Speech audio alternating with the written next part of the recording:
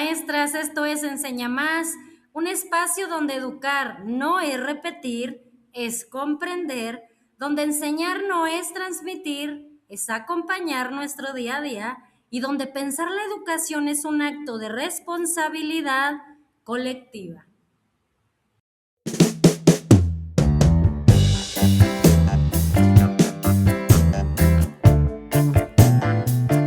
Y hablar de talento, queridos colegas, en las escuelas no es un acto neutro.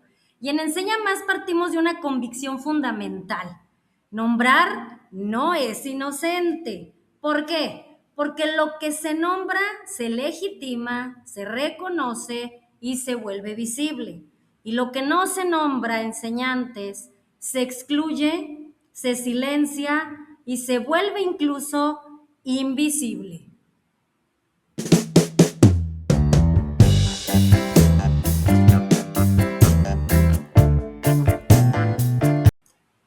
Y cuando hablamos de talento escolar, no es una condición puramente biológica, eso sí hay que tenerlo bien en claro, ni una verdad tampoco universal que emerge de forma espontánea en algunos estudiantes mientras se niega a otros, es más bien una construcción compleja.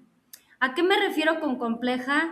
Y no solamente compleja, histórica, cognitiva, pedagógica, social, que a lo largo de todo el tiempo ha definido quién puede ser considerado capaz, sobresaliente o incluso exitoso dentro del sistema educativo y quién queda fuera de esa narrativa de éxito.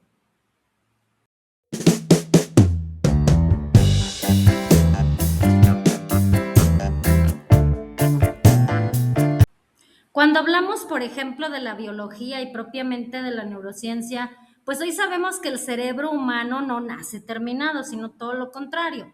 Nace con esa extraordinaria plasticidad, está preparado para desarrollarse a partir de todas las experiencias y más las que les demos en la escuela. Claro, los contextos familiares, los contextos comunitarios, escolares, son sumamente importantes. Pero esa interacción social, ese vínculo afectivo, ese contexto incluso cultural, van definiendo y fortaleciendo esas redes neuronales según el uso, no se diga el sentido que le demos y la emoción asociada al aprendizaje.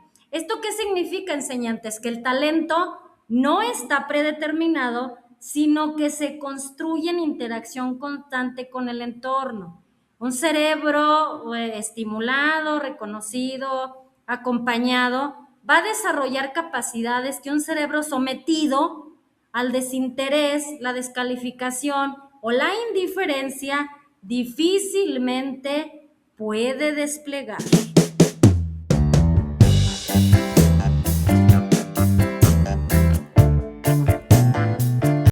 Y basta con mirar cualquier escuela, tu escuela, mi escuela, para reconocer esta realidad. Los estudiantes que quizás no destacan en algún examen escrito, pero sí son líderes en su grupo, cuidan a su compañero, median conflictos, es talentoso en matemáticas, pero quizás no en deportes, no quiere decir que no sea nombrado como talentoso, y mucho menos no porque no lo sea, sino porque el mismo sistema escolar ha aprendido a mirar el talento desde un ángulo muy estrecho. Y aquí la pregunta no es, a ver, ¿tenemos en nuestras aulas talentos o no? Sino desde qué mirada la estamos observando como maestros y qué formas de talento también estamos dispuestos a reconocer. A través de la historia, la escuela moderna, hay que ver que se reconfiguró a partir de la necesidad, pues, de clasificar, de ordenar, de seleccionar, y que el talento se asoció durante mucho tiempo con la rapidez por memorizar, te sabes las tablas completas, la obediencia intelectual, la capacidad de ajustarse rápido a un programa, que quizás no respondía a algunos intereses, pero ¿y quien no encaja se queda fuera? O sea, el estudiante que aprendió desde el movimiento, la experiencia, la práctica, la oralidad, la creatividad o el saber comunitario, era visto con poca capacidad. Aquí sería muy bueno reconocer qué es el talento para el maestro y cuánto le puede abonar a él. Falta una escuela capaz de reconocer la diversidad de formas de pensar, todos y cada uno de los talentos que tenemos ahí presentes en nuestras escuelas.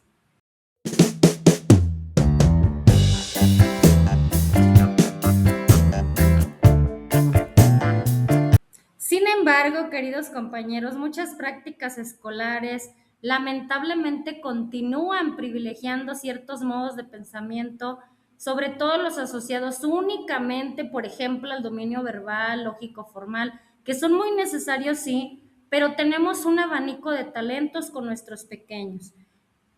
Tenemos aquí que desarrollar esa sensibilidad para poder identificarlos, para poder llevarlos incluso a otro nivel. Y vamos aquí a reconocer que el talento lo vamos a construir todos los días, todos los actores, todos los ambientes que rodean a nuestros pequeños. ¿Se construyen qué? En las expectativas que también nosotros pongamos como maestros. Hay que depositar buenas expectativas en nuestros estudiantes. Es necesario, claro, darles oportunidades y sobre todo reales de participación en la forma, en la forma en que le retroalimentamos, en el tipo de evaluación que estamos aplicando, en el clima emocional y también intelectual que desarrollamos en las aulas. Pero un estudiante no se reconoce como talento únicamente por lo que sabe, sino por cómo es visto, por cómo es escuchado, por cómo es acompañado. Y hay trayectorias escolares que si yo les contara, que cambian radicalmente a partir de una sola experiencia de reconocimiento genuino. Yo fui una de ellas, de una palabra que valida el esfuerzo, de una actividad donde por primera vez alguien siente que sí puede. Y en ese contexto social y cultural, donde se atraviesa profundamente esa construcción, las condiciones familiares también son importantes. El lenguaje, las experiencias previas, el capital cultural, el acceso a recursos que vayan más allá de sus propios recursos, pero que sí inciden directamente en cómo los estudiantes se relacionan con ese saber escolar. Confundir estas desigualdades con falta de capacidad es una de las injusticias más persistentes del sistema educativo. Muchas veces no es que el talento no exista, es que no ha sido reconocido, legitimado o incluso acompañado desde una pedagogía o desde una economía o desde un rol social, etcétera, etcétera, para que el niño se potencie aún más.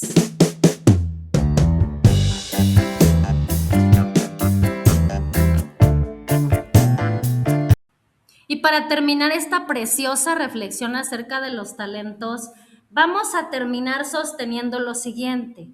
Las propias instituciones escolares también construimos talentos, sí, pero aquí los convoco a analizar desde qué narrativas. Desde las narrativas de que a quién se reconoce en mi escuela, a quién no se le reconoce, qué logros sí se celebran, qué logros no se celebran, qué saberes cuentan en mi aula y en mi escuela y cuáles no se cuentan, qué historias se repiten. Porque asumir que los talentos escolares son una construcción social implica también un compromiso ético de parte del maestro, de parte de la escuela. No basta con identificar habilidades individuales, es necesario crear todas las condiciones para que todos los estudiantes puedan descubrir, desarrollar y resignificar sus capacidades. Que a partir de este 2026 abramos las posibilidades a los talentos en nuestras escuelas. Esto interpela ¿a quién? A nosotros como maestros, a las escuelas, a las familias, a las políticas educativas, a la sociedad, porque educar talentos no es seleccionar a los mejores y dejar a otros a un lado. Es creer profundamente que todos pueden llegar a serlo. Si el contexto, ojo aquí, si el contexto lo permite. Es pasar de una escuela que clasifica a una escuela que potencia, de una pedagogía del docente que crea posibilidad, que crea tránsito, que crea talento, desde lo que a él le corresponde, desde ese don individual para asumirse como una responsabilidad ya colectiva, o sea, como un reflejo del tipo de sociedad que estamos dispuestos a construir desde la educación, pero todos juntos.